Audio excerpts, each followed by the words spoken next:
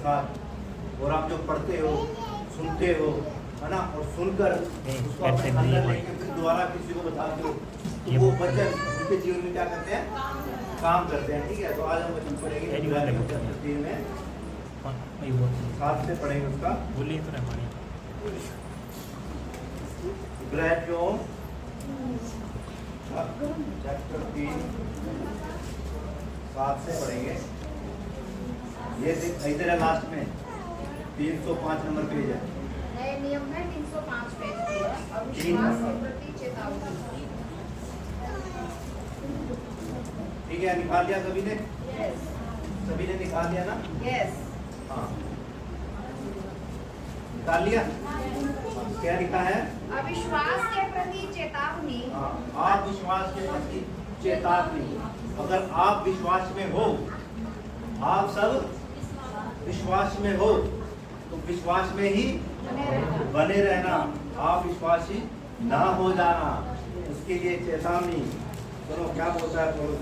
अतः जैसा पवित्र आत्मा कहता है, हाँ, यदि आज तुम उसका शब्द सुनो तो अपने मन को कठोर ना करो। तो अपने मन को क्या क्या ना करो, कठोर ना करो। अगर प्रभु आपसे बात करता है, ठीक है, तो अपने मन को कठोर ना करो। ना करो। कैसे होगा ये? कैसे होगा बताओ? जैसा कि निकिता बहन कह रही थी कि मैंने 2 मिनट प्रार्थना करी और परमेश्वर ने मेरे मन में डाला, उसने तुरंत सुनी और चाबी खोली तो हमको Yes, किसमें मिली? बिल्कुल बिल्कुल, उसने सुना Yes, और अगर वो प्रार्थना सुना की, करते है ना, और वो काम क्या हो गया, सफल पूरा हो हो गया। अगर मैं गलत काम के लिए जा रहा हूँ और प्रभु आपको आवाज दे, आपको आवाज दे भी ये काम क्या है, गलत है, गलत है, तो आपका क्या काम है, पीछे हटना। पीछे हट जाना। अगर आपने अपना मन को कठोर कर लिया तो आप विश्वासी हो गए, और आप कहाँ चले गए, आप किसके पीछे चले गए, बात के पीछे चले गए आप। ठीक है, अपने मन को क्या नहीं करना, कठोर नहीं करना। आगे क्या लिखा है? जैसा कि क्रोध दिलाने के समय हाँ। और परीक्षा के दिन जंगल में किया था, हाँ, जहाँ तुम्हारे बाप दादाओं ने मुझे जांच कर परखा और 40 वर्ष तक मेरे काम देखे। हाँ, ये क्या कहाँ की घटना है ये जब इस्राएली जंगल में थे, आपको पता है कब की घटना है ये? जब इस्राएली जंगल में फुफुला रहे थे। पता है? कौन पता है? आपको पता है कब की घटना है ये? पढ़ा अभी, फिर दोबारा पढ़ो। जैसा कि क्रोध दिलाने के समय जैसा कि क्रोध दिलाने के समय और परीक्षा के दिन जंगल में किया था, हाँ, जहाँ तुम्हारे बाप दादाओं ने मुझे जांच कर परखा हाँ। और 40 वर्ष तक मेरे काम देखे। और 40 वर्ष तक मेरे काम देखे, ऐसे परमेश्वर कह रहा है। ठीक है, ऐसा वो लिख रहा है। कब की बात है मुझे बताओ, ये किसी को पता है? अपने साथ लेके गया ना, कितने दिन का रास्ता था वो? 40 दिन का था ना। तो उन लोगों ने अपने मन को क्या कर लिया, कठोर कर लिया। प्रभु की उन्होंने परीक्षा की। वो कितने दिन का हो गया? 40 साल का हो गया। इसलिए वो कहता कि अगर आप बुराई की तरफ जा रहे हो, प्रभु ने आपको आवाज दी, तो अगर आपने उसकी आवाज सुन ली, अपने मन को कठोर ना किया, तो आप बच गए। अगर आपका 40 दिन का सफर है तो आप 40 दिन में ही करोगे।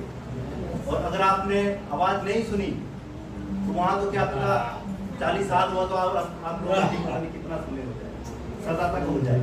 इसलिए अपने मन को क्या नहीं करना, कठोर नहीं करना। फिर आगे क्या लिखा है? इस कारण मैं उस समय के लोगों से क्रोधित रहा हाँ। और कहा, इनमें मन सदा भटकते रहते हैं, इनके हाँ। मन सदा भटकते रहते हैं, ऐसों के जो आप विश्वासी हो सदा भटकते रहते हैं। फटाफट पढ़ो। और इन्होंने मेरे मार्गों को नहीं पहचाना। हाँ, मेरे मार्गों को नहीं पहचाना। हाँ, बस ये 12 पढ़ेंगे बस।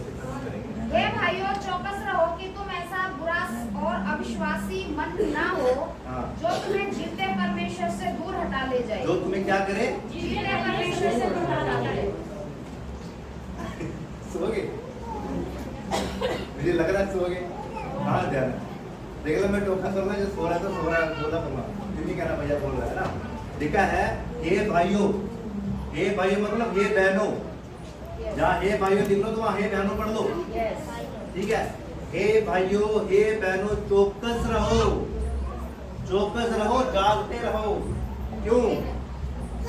कि तुम में ऐसा बुरा और अविश्वासी मन ना हो जो तुम्हें जीवते परमेश्वर से क्या करे, दूर ना ले जाए, है ना। ऐसा ना हो कि तुम लोग पाप में फंस ना जाओ, पाप में फंस ना जाओ। और पाप हमेशा तैयार है। आज पहला पत्र 5:8 में लिखा है कि शैतान हमेशा तैयार है ना। और शैतान आप किसको गिनते हो? ऐसे नहीं आएगा बड़े बड़े सिंह में, ऐसा नहीं शैतान आएगा। शैतान आपको पाप के रूप में आएगा, जो आपको पाप में डालता है, जिसको फोन का चस्का है।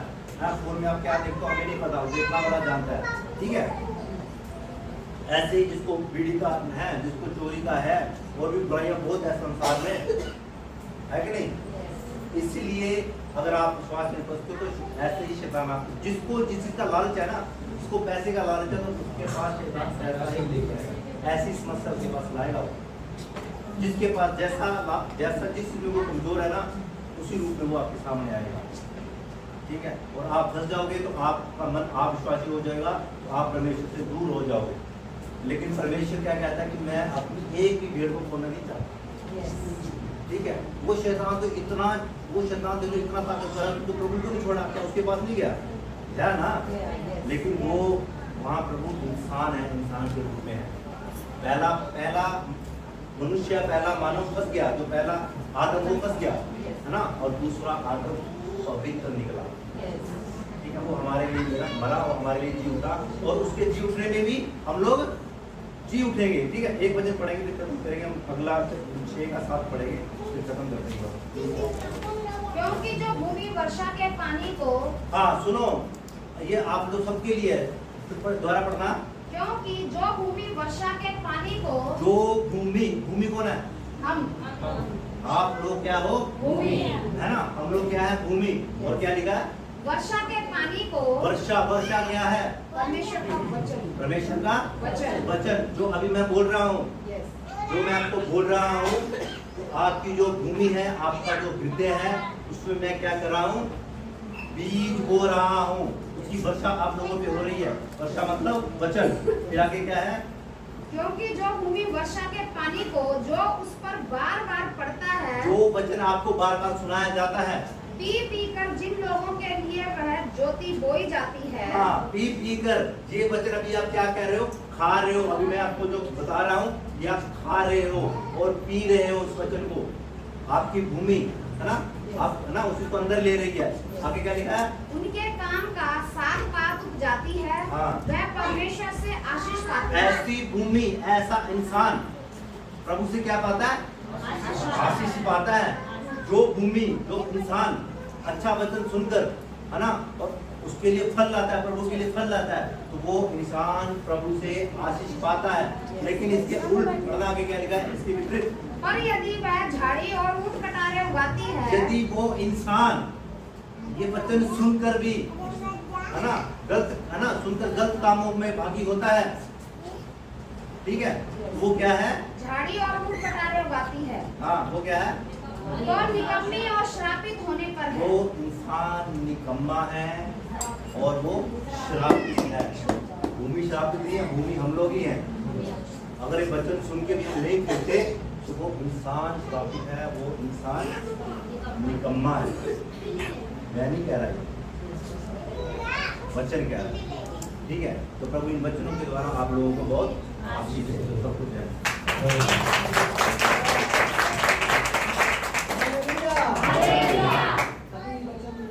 हो गया है, तो चिंता मत करें।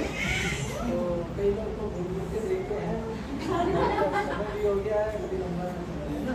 तो हम इसी के ऊपर 2 मिनट मनन कर लेंगे, कौन निकम्मा है और कौन अच्छा है। तो अभी हमने पढ़ा है, जो बहुत अच्छा लगा मुझे वचन, है ना। तो जो निकम्मा है उसके जीवन से क्या निकलता है?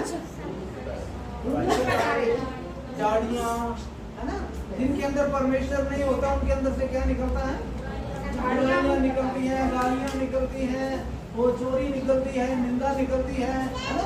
और जो मनुष्य परमेश्वर के वचन को जानता और सुनता है, उसके अंदर से क्या निकलेगा? हालेलुया। अभी आप आशा के द्वारा सुन रहे थे कि जब उन्होंने सच में मार्केट में थे तब भी परमेश्वर उनके साथ था। हालेलुया।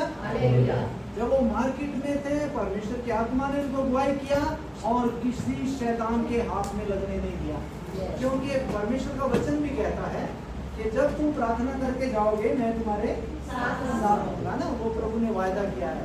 और अभी हम पढ़ रहे थे सबसे पहले कि 40 साल परमेश्वर उन लोगों से रूठा रहा ना। तो मूसा की पूरी उम्र कितनी थी? 120 साल। कितनी थी? 120 साल। 40 साल तो उसने राजभवन में बिताए, राजा के सामने राजपाठ को सीखा, पढ़ाई लिखाई सीखा, सब कुछ सीख लिया। कितने साल? 40 साल। 40 साल फिर उसने भेड़ बकरियां चराई। कितने साल? 40 साल भेड़ बकरियां चराई और 40 साल इस्राएलियों को मिस्र देश से, और वो 40 साल परमेश्वर उनसे रूठा रहा। याद रखना, अभी भाई ने बताया कि 40 दिन का रास्ता था, वो कितने दिन का हो गया? 40 साल का। मेरे भाई बहनों, क्योंकि वो कुड़कुड़ाते थे, वो कहते थे हमें अच्छा भोजन नहीं मिला, अच्छा पानी नहीं मिला, अच्छा रास्ता नहीं मिला, वो खाने के लिए कुड़कुड़ाते थे। इसलिए 40 दिन का रास्ता 40 साल का बन गया मेरे भाई। इसलिए आप भी आज कुड़कुड़ाने को बंद कर दीजिए, है ना, और जो कुछ आपके पास है उस पर संतुष्ट हो जाइए। सच में उसी में प्रभु बड़ी बरकत देना चाहते हैं। हालेलुया। तो मेरे भाई बहनों, आपके अंदर जितने भी खटारे हैं, जितने भी झाड़ियां हैं, उसको आज निकाल देंगे और पवित्रता की ओर बढ़ते जाएंगे। वो परमेश्वर हमें आशीष देगा। आइए खड़े हो जाएं और एक सच में